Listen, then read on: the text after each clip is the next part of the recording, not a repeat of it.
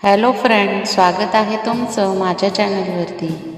Friends, तुम्हाला जर video आवडला तर व्हिडिओला लाईक करा, चॅनलला सबस्क्राईब करा आणि बेल आयकॉन दाबायला विसरू नका. चला तर मग आजच्या नवीन व्हिडिओला सुरुवात करूया. सावित्रीबाई फुले शब्दांच्या उजेडातली क्रांती.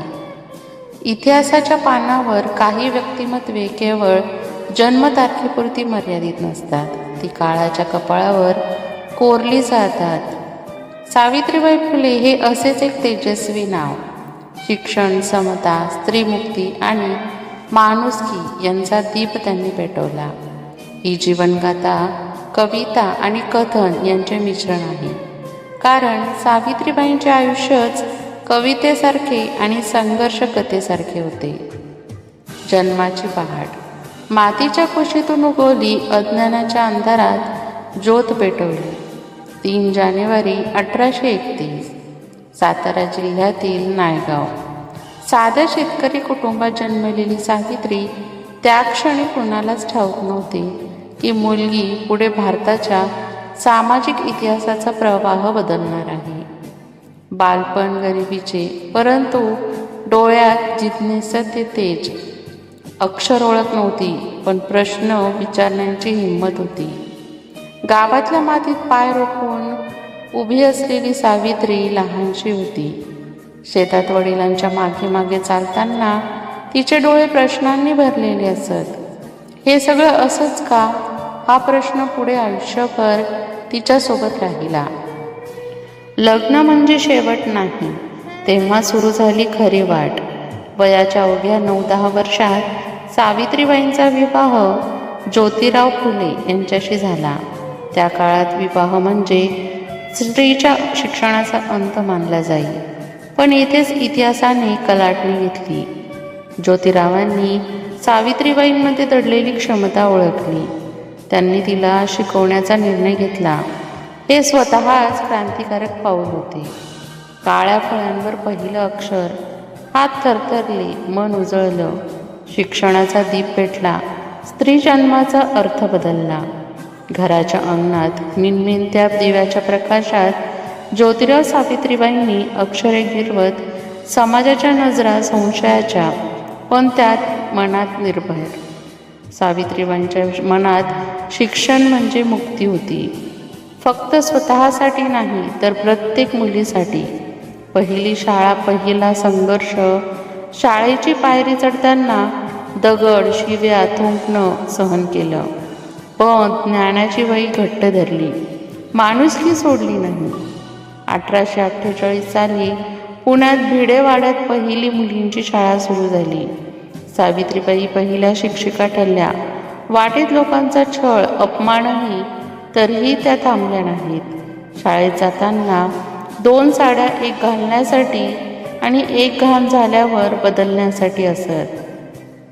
हा प्रसंग केवळ सहनशीलतेचा नव्हे तर क्रांतीचा होता. समाजाचा रोष आणि स्त्रीची ताकद काय असते. थोंकीने अंग माखलं, पण स्वाभिमान नाही. शब्दांनी काहाळ केलं, पण स्वप्न मोडलं नाही.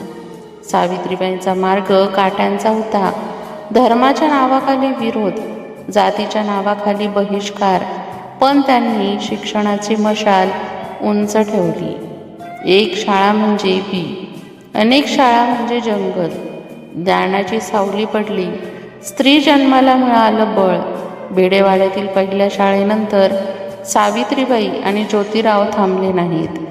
पुणे, भिडेवाडा, बुधवारपेठ, रास्तापेठ, एका मागोमाग एक शाळा उभा राहिल्या.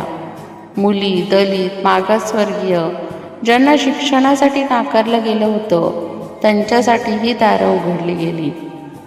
समाजाचा विरोध वाढत गेला, पण सावित्रीबाईंचा आत्मविश्वास अधिकच मजबूत होत गेला. केस कापले, रंग हिरावला, पण आत्मा कोणी कापू शकत नाही. विधवेच्या अश्रूंना मी शिक्षणाची ओंजळ देईन. त्या काळात विधवा स्त्री म्हणजे जिवंत शाप मानली जायची. सावित्रीबाईंनी विधवा पुनर्विवाहाचा पुरस्कार केला. बालहत्या रोखण्यासाठी त्यांनी बालहत्या प्रतिबंधक गृह सुरू केले. समाजाने त्यांना वाळीत टाकलं, पण त्यांची माणुसकीचा हात सोडला नाही. देव शोधू नका देवळात, माणसात देव पहा. जातीच्या भिंती पाडा, समतेचा रस्ता दाखवा. 1873 साली सत्यशोधक समाजाची स्थापना झाली. जात, धर्म, अंधश्रद्धा यांना थेट आवाहन दिलं गेलं. सावित्रीबाई केवळ पत्नी नव्हत्या, तर विचारांची सहप्रवासी होत्या. कवयित्री सावित्रीबाई जागे व्हा रे जागे व्हा, ज्ञानाचा दीप लावा, अज्ञानाच्या काळोखात स्वतःलाही स्वतः ओळखा. काव्य फुले आणि बावनकशी, सुबोध रत्नाकर या कविता म्हणजे समाज प्रबोधनाची शस्त्र होती. शब्दांनी त्यांनी क्रांती केली. भूक विचारत नाही जात, दुःख ओळखत नाही धर्म, सेवा हाच खरा धर्म, हेच माझं आयुष्य कर्म. 1876च्या दुष्काळात सावित्रीबाईंनी मदत कार्य केलं. गरिबांसाठी अन्नछत्र उघडली. त्यांचा धोका कधी स्वतःकडे नव्हता. रुग्णाच्या श्वासात मी माझा श्वास दिला, मरण आलं तरी सेवा शेवटची केली. 1897च्या प्लेगच्या साथीमध्ये रुग्णसेवा करताना सावित्रीबाईंना संसर्ग झाला. 10 मार्च 1897 त्या दिवशी देह गेला, पण विचार अमर झाला. सावित्री आजही जिवंत आहे. ती गेली नाही. ती पुस्तकात, शाळेत, मुलीच्या स्वप्नात आणि माणुसकीच्या श्वासात आहे. सावित्रीबाई फुले म्हणजे एक नाव नाही, तो संघर्ष आहे, तो उजेड आहे, ती प्रेरणा आहे. आज जेव्हा एखादी मुलगी शाळेत जाते, तेव्हा तिच्या पावलात सावित्रीबाईंचा इतिहास असतो. अक्षरांनी रक्त लिहिलं, स्वप्नांनी सत्य घडवलं. सावित्री नावाच्या स्त्रीने भारताचं भविष्य घडवलं.